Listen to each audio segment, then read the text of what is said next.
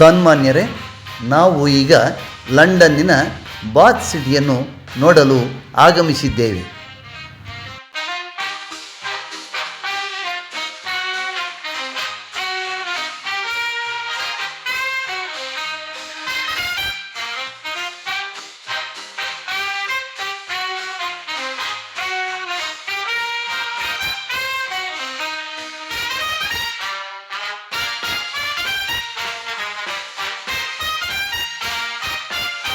ಲಂಡನ್ನಿನ 5 strand ಲೇನ್ನಲ್ಲಿರುವ strand lane ಸ್ನಾನಗೃಹಗಳು 1830ರ ದಶಕದಿಂದಲೂ ರೋಮನ್ನರು ಬದುಕುಳಿದ ಸ್ಥಳವೆಂದು ಪ್ರಖ್ಯಾತಿ ಪಡೆದಿದೆ.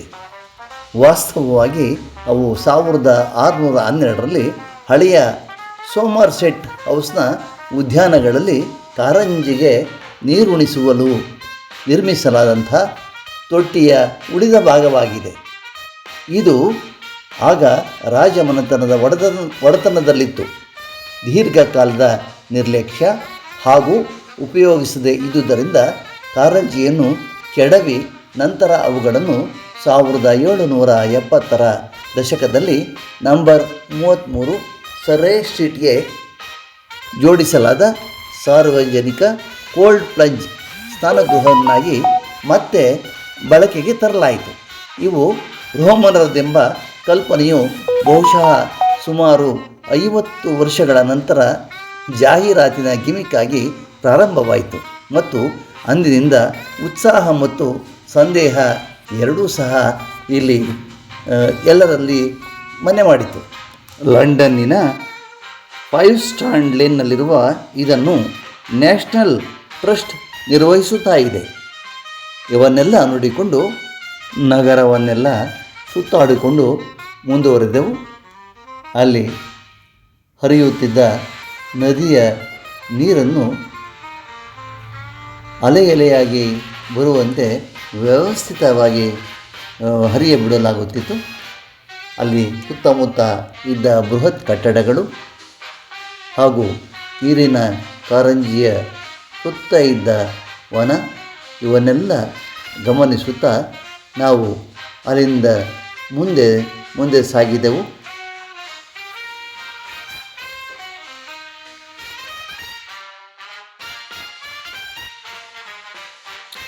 ನಗರವನ್ನು ಒಮ್ಮೆ ಸುತ್ತಾಡಿ ಬರುವಾಗ ಕಂಡದ್ದು ಹಳೆಯ ತಲೆಮಾರಿನ ಕಟ್ಟಡಗಳು, ಮಾರುಕಟ್ಟೆ ಪ್ರದೇಶ ಹಾಗೂ ವಿಶಾಲವಾದ ಚೌಕ ಪ್ರದೇಶ ಹಾಗೂ ಹಳೆಯ ಪುರಾತನವಾದ ಅದ್ಭುತವಾದ ಕಟ್ಟಡಗಳನ್ನೆಲ್ಲ ವೀಕ್ಷಿಸುತ್ತಾ ಮುಂದೆ ಸಾಗಿದೆವು.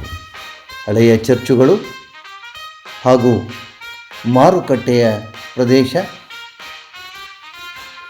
ಇವೆಲ್ಲವನ್ನು ಗಮನಿಸುತ್ತಾ ಮುಂದೆ ಸಾಗಿದಾಗ ಪ್ರಕೃತಿಯ ರಮ್ಯ ತಾಣ, ಹಸಿರು ಹೊತ್ತ ಪ್ರದೇಶ ಇವನ್ನೆಲ್ಲ ಗಮನಿಸುತ್ತಿದ್ದಾಗ ಎಷ್ಟು ವಿಶಾಲವಾಗಿ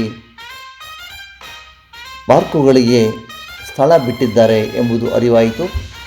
ಮಾರುಕಟ್ಟೆಯ ಪ್ರದೇಶ ಹಾಗೂ ಅತಿ ಪುರಾತನವಾದ ಕಟ್ಟಡಗಳನ್ನೆಲ್ಲ ವೀಕ್ಷಿಸುತ್ತಾ ನಾವು ಮುಂದೆ ಸಾಗಿದೆವು. ಧನ್ಯವಾದಗಳು.